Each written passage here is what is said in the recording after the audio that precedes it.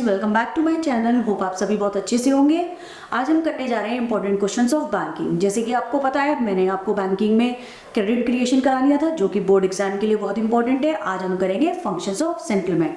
बेटा ये बात याद रखना कि दो टॉपिक आपके बैंकिंग में सबसे ज़्यादा जरूरी है, एक है क्रेडिट क्रिएशन, दूसरा है function of central bank. And function of central bank करने से पहले मैं थोड़ा सा banking system of the country के बारे में आपको बताना चाहूँगी। देखिए, बैंकिंग सिस्टम क्या चीज़ होती है। हमारे यहाँ banking system of the country ही दो पार्ट्स में डिवाइड है, एक है सेंट्रल बैंक, दूसरा है आपका कमर्शियल बैंक। अब देखिए, कमर्शियल बैंक के अंदर और भी बैंक आते हैं। वो कौन कौन से होते हैं? जैसे कि आपका पीएनबी हो गया, एसबीआई हो गया, आपका बैंक ऑफ बड़ौदा हो गया आपका।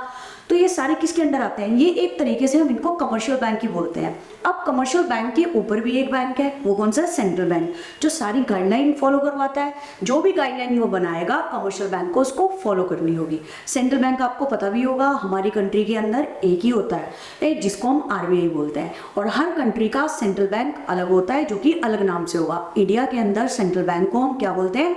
आरबीआई। जो भी ये रूल्स एंड रेगुलेशन बनाएगा, कमर्शियल बैंक उसको फॉलो करेगा और बाकी अदर बैंक से फॉलो करवाएगा। तो देख लीजिए सेंट्रल बैंक क्या है। देखिए, मीनिंग ऑफ सेंट्रल बैंक क्या है आपका?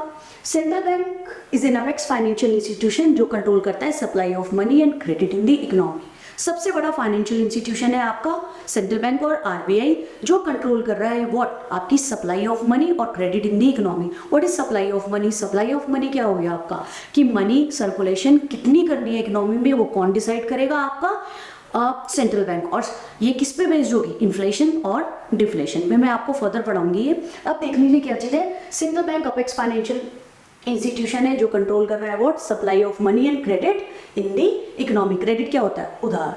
अब नेक्स्ट देख लीजिए function of central bank that is RBI क्या है। सबसे पहला फंक्शन है आपका bank of issue, monopoly of note issuing, currency authority. देख लीजिए क्या चीज़ है। Bank of issuing, central bank that is RBI को नोट इशूइंग पावर है। दैट मीन्स पेपर नोट कौन छापेगा? सारे के सारे पेपर नोट कौन बनाएगा? नोट सर्कुलेशन कौन करेगा? Central bank. तो देख लीजिए, the bank which has a legal right और authority to issue currency note, वो कौन सा है आपका? Central bank.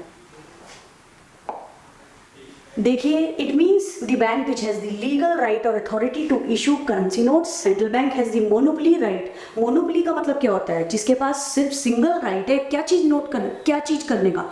That means paper note को प्रिंट करने का। नेक्स्ट है आपका central bank has the monopoly right of issuing paper currency note except 1 rupee note and coin which are issued by the government.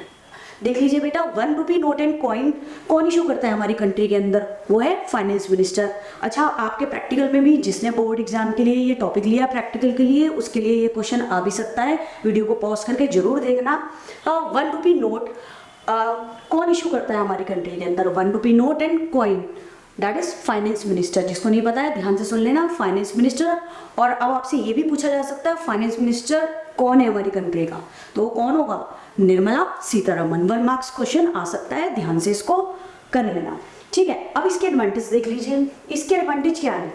It leads to uniformity in note circulation. देखिए, central bank कैसे help करेगा note circulation होने में? Uniformity होता है continuity. Continuity क्या होगा? Note circulation में हेल्प करेगा कंटिन्यूटी में। क्योंकि आप ये देख लीजिए, सेंट्रल बैंक एक सिंगल एजेंसी है नोट इशूइंग पावर है जिसके पास, तो ये क्या चीज़ होगा? ये हेल्प करेगा नोट सर्कुलेशन में, यानी एक जैसे नोट ही सर्कुलेट होंगे। आपको पता है हमारे इंडिया के अंदर बहुत सारे नोट डुप्लीकेट भी बनाए जा सकते हैं और बनते भी हैं। तो इसमें बोल रहे हैं जब सिंगल बैंकिंग सिस्टम होगा तो क्या होगा? यूनिफॉर्मिटी बनी रहेगी, एक जैसे नोट ही क्या होंगे? प्रिंट होंगे। नेक्स्ट देखिए, it is easier to control credit when there is a single agency of note issuing. देखिए, सिंगल एजेंसी हो गई जो कि सेंट्रल बैंक है, तो इससे क्या होगा? इजीली कंट्रोल हो जाएगा credit in the economy. Next है आपका it ensures public faith in the currency system. Currency system में एक पब्लिक फेथ बना रहेगा। Being a single banking system, आपका क्या चीज़ रहेगा? पब्लिक फेथ बना रहेगा। टुगेदर तीनों पॉइंट क्या रहेंगे एडवांटेज में? यूनिफॉर्मिटी बनी रहेगी। यूनिफॉर्मिटी का मतलब है डुप्लीकेसी ज़्यादा से ज़्यादा अवॉइड करी जाएगी, क्योंकि क्या है, सिंगल बैंकिंग सिस्टम है तो एक जैसे नोट ही प्रिंट होंगे। दूसरा है इजीली क्रेडिट कंट्रोल हो जाएगा। क्रेडिट इजीली कंट्रोल कैसे होगा? कितने नोट इशू करने हैं, कितने नोट प्रिंट करने हैं, ये किसके पास पावर है? सेंट्रल बैंक के पास। थर्ड है आपका पब्लिक फेथ। पब्लिक फेथ क्या होगा? एक पब्लिक का विश्वास बना रहेगा किसमें? In the currency system. देखिए नेक्स्ट है आपका, नेक्स्ट पॉइंट आपका क्या है, bankers to the government, bank of the government. देखिए जैसी कमर्शियल बैंक का बैंक कौन होता है, सेंट्रल बैंक, ऐसी गवर्नमेंट का बैंक भी कौन होता है, आपका सेंट्रल बैंक।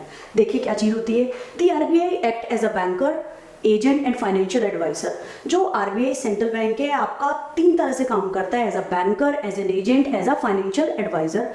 किसका, आरबीआई का। तो देखिए as a banker to the government कैसे काम करेगा, central bank maintains the account of whom, central government as well as state government.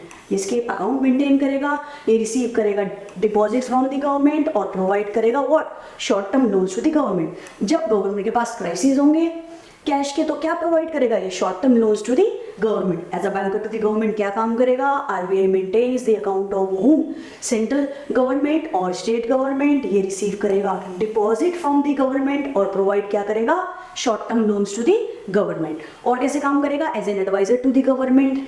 Advisor कौन होता है, जो एडवाइस देता है। तो सेंट्रल बैंक एडवाइस करेगा किसको, गवर्नमेंट को, from time to time on economic, financial और मॉनेटरी मैटर्स। इकोनॉमिक, फाइनेंशियल और मॉनेटरी मैटर्स किससे रिलेटेड होगा, मनी से। ठीक है, तो देख लिए कैसे काम करेगा, as banker to the government, adviser to the government. Third करेगा ये, it work as an agent of the government. अब agent of the government, agent कौन होता है, ब्रोकर। कैसे काम करता है ये, central bank also provide various services as an agent of the government. ये क्या मैनेज करता है, पब्लिक डेब्ट। पब्लिक डेब्ट का मतलब क्या होता है, जब गवर्नमेंट के पास पैसों की कमी होती है तो सेंट्रल बैंक क्या प्रोवाइड करता है, गवर्नमेंट को पैसे, जिसको हम बोलते हैं पब्लिक डेब्ट। किस चीज के लिए, जो भी उसको सोशल वेलफेयर एक्टिविटीज में पैसे लगाने हैं। तो इट अंडरटेक्स पेमेंट और इंटरेस्ट। इस डेट पे वो क्या लेगा गवर्नमेंट से, इंटरेस्ट। और ये also collect taxes and other payment on behalf of the government. ये गवर्नमेंट के बिहाफ पे टैक्सेस भी इकट्ठा करेगा एंड अदर पेमेंट्स भी करेगा। तो ये वर्क करता है as an agent of the government. Next देखिए, नेक्स्ट है आपका bankers bank and supervisors. Bankers bank, ये हर बैंक का क्या है, बैंक। आपको पता ही है कमर्शियल बैंक का बैंक कौन है, सेंट्रल बैंक।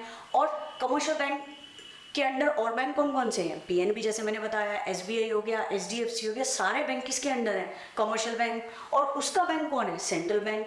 तो ऐसे ही सारे बैंक का बैंक कौन है, बैंकर्स बैंक। अब सुपरवाइजर का मतलब क्या होता है, किसी को लीड करना, गाइड करना। सारे बैंक को क्या करता है, ये सुपरवाइज करता है। दैट मीन्स गाइडलाइंस बनाएगा, रूल्स एंड रेगुलेशन बनाएगा, बाकी सारे बैंक उसको फॉलो करेंगे। तो देखिए all commercial bank act under the guideline of the central bank. सारे कमर्शियल बैंक किसके गाइडलाइंस के अंडर काम करेंगे, आपके central bank, that is RBI. तो central bank act as the conductor and leader. Central bank कैसे काम करेगा, as a leader of the banking system in the country.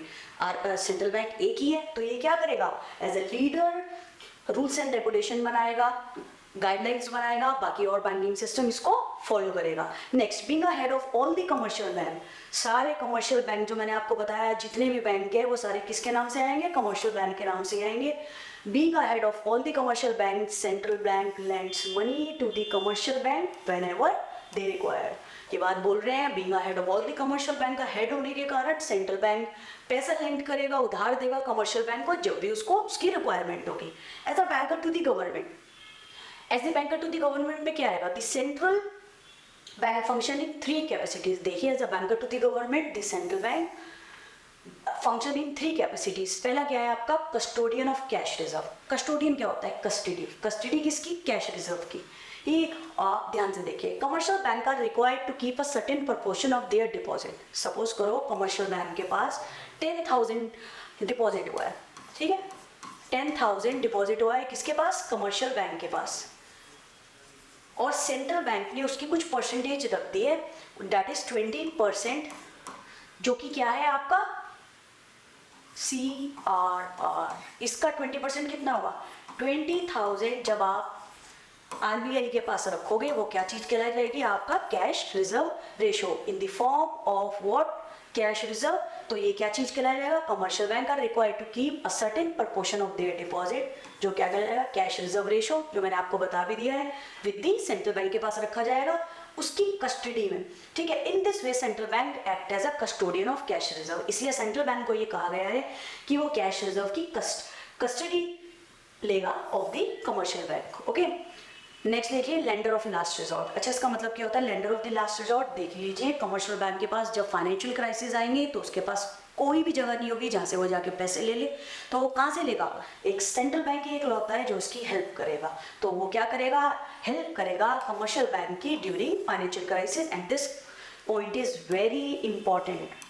Lender of last resort बहुत ज़्यादा इंपॉर्टेंट है, आप चाहो तो स्क्रीनशॉट भी ले लेना।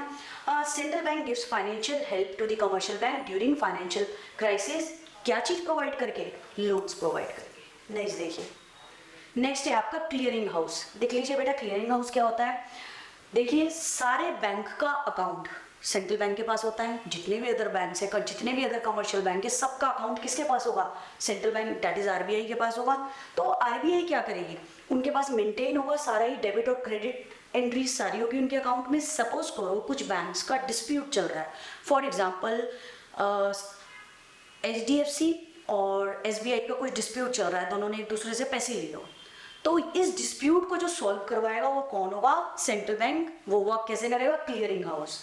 As central bank holds the cash reserve of all the commercial bank. सारा कैश किसके पास रखा जाता है? किसके अकाउंट में? सेंट्रल बैंक के पास रखा जाता है। It become easier and more convenient for it to act as their clearing house. उनका डिस्प्यूट क्या करवा देगा? सेटल करवा देगा। All the commercial bank have their account with the central bank. सारे कमर्शियल बैंक का अकाउंट किसके पास है? सेंट्रल बैंक, आरबीआई के पास है।